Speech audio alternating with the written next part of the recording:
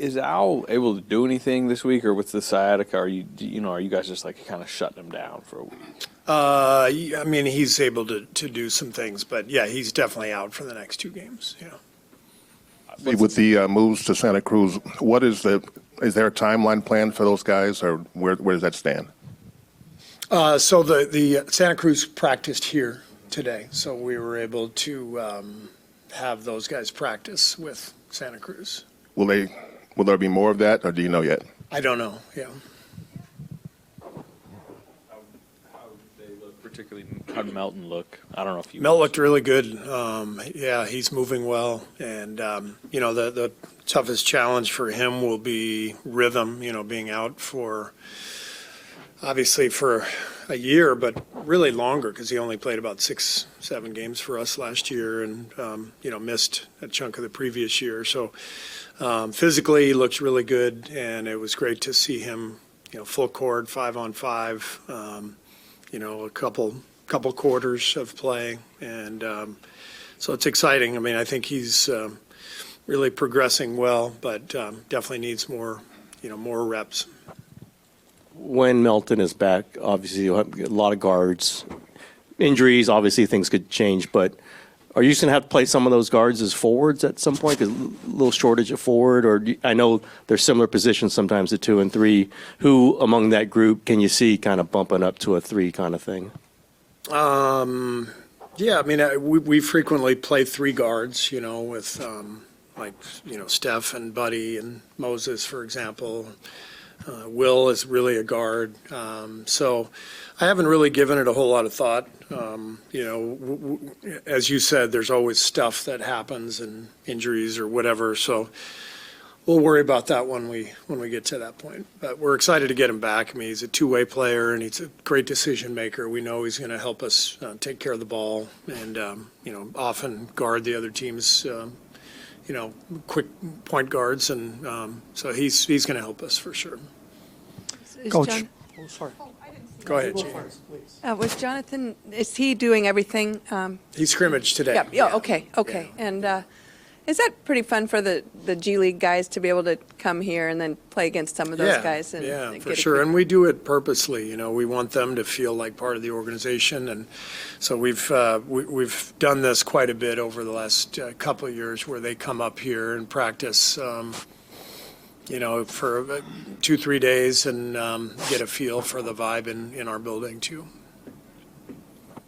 Coach, so I'm from ESPN Brazil, so my question is about the decision to have Gui back to the G League, and how do you assess his development in his 3rd season here? Yeah, it was only so he could practice with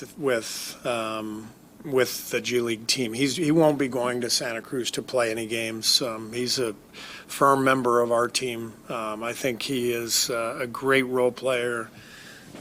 Every time I call on him, he brings energy and intelligence, and he has a great feel for how we play. He knows how to play with Steph, Jimmy, and obviously had a really good end to the season last year.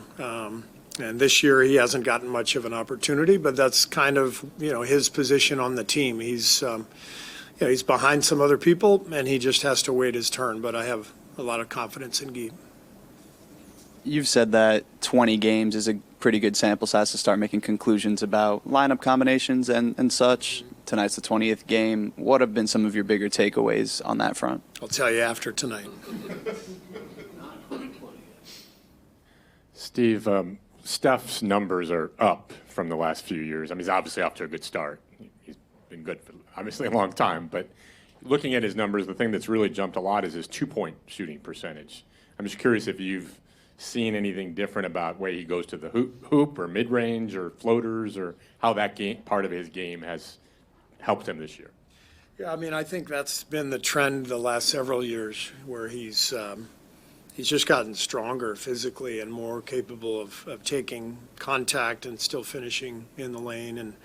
But also it's, the skill. I mean, he had one the other night where he caught a backdoor pass, and he just flipped it off the top of the board up and over. I think it was Filipowski for Utah, might have been Markkanen, one of their big guys, and nobody else on earth can make that shot, So some of it is his strength, some of it is just the immense skill.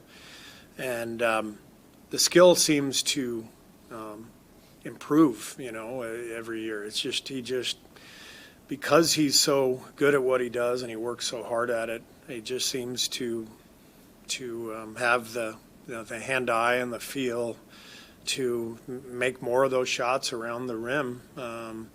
But the combination of that and the strength, I think, is what has led to that 2-point percentage. Did you make those shots?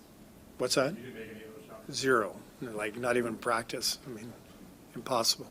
Steve, after the G League practice today, do you and Rick have any more of a feel on when Jonathan may be able to play again? Not yet. I'll talk to Rick, and we'll see how JK's doing tomorrow or Friday.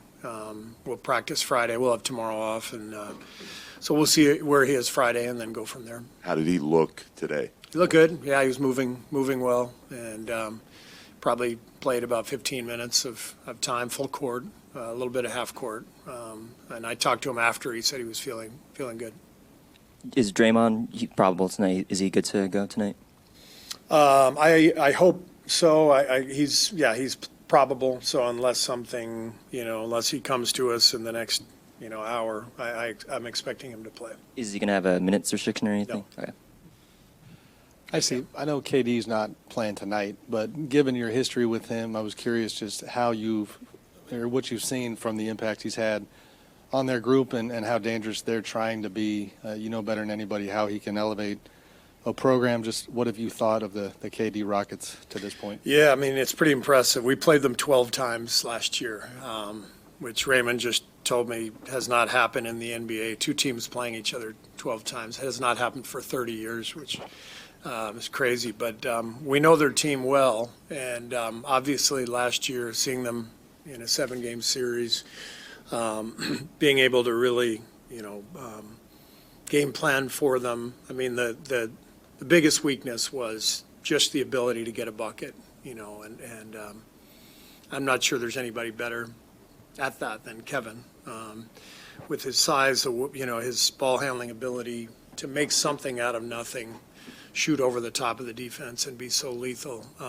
He's an incredible player and weapon, and I think he's a great fit for them because that's what they needed, and it seems like he was ready for them too. There's a really strong infrastructure that they've built with Ime and the team the last couple of years, and they've got some really talented young players, and sure looks like a good fit to me. Steve? Hey, Coach. With Thanksgiving being tomorrow, what are you most thankful for, and what are your plans between now and, I guess, Saturday when you have the Thanksgiving break? Most thankful for my family, my life. I've been very blessed to live the life that I've lived, and blessed to work for the Warriors and to have had this job for 11 years. It's crazy, but blessed to coach Steph Curry. That's the only reason I've been here 11 years is because of the stability that Steph Curry provides to an organization. I could go on. I'm not going to mention Raymond. A lot of you were guessing I wouldn't mention Raymond. I'm actually even thankful for Raymond. Yeah, because he's the butt of our jokes, and where would the humor come from if we weren't allowed to make fun of Raymond? So, thank you, Raymond. Yeah. Steve, when you have a game the other night where you guys took care of the ball, I think you were pretty happy with how you guys took care of the ball, and it seemed like the offense, you had a lot of different scorers and doing it different ways. How do you sort of build off of that? Because you were down some guys and still were able to have a game like that. Is that one you were pretty happy with to go forward? Yeah, I mean, that's the number one key now. Every game, doesn't matter who we're playing, the number one key is to take care of the ball. And all the evidence is there that we need. When we take care of it, we generally win. 90% of the time so far this year. So I think last year that number was like 74% or something. So we know exactly what has to happen. But every game presents a different challenge based on our opponent and who's available for us. And so we have to, adapt to that, make adjustments, and try to be the best version of ourselves that night. When you say 90%, meaning if you have less? Meaning we're literally 9-1 this year when we win the turnover battle. Yeah, the only game we've lost where we won the turnover battle was Portland, and that's because they had 21 offensive rebounds, which counteracted those possessions. But yeah, we're 1-8 when we lose the turnover battle. So it really is pretty simple. Now, how you get there is not simple, but the end point is very simple. We know what we have to achieve in order to be a really good team. Hey, Coach, I'm from Houston, and there's a fan there that sits by the visiting bench. He's about 5'0", and he goes crazy the whole game. He told me you, in particular, were really kind to him in the playoff series. I want to know if you remember that, and also just your thoughts in general of the fans being so close to the benches. I do remember that exchange. He was at, I think, if not all 4 of the playoff games, he was at least 3 of them, and he just stood out on tape. You know, we're watching every game tape over and over, and he stood out. There's just his enthusiasm, his energy, his smile, and I told him, I said, obviously I don't want your team to win, but I love your enthusiasm, love your energy, and that's kind of the beauty of sports, is that it really does bring out a lot of joy in people, and when there's a connection between the fans and the players, it's kind of magical. There's something that happens in this building and other buildings, sporting events, that it's hard to describe, but it's what I love about sports.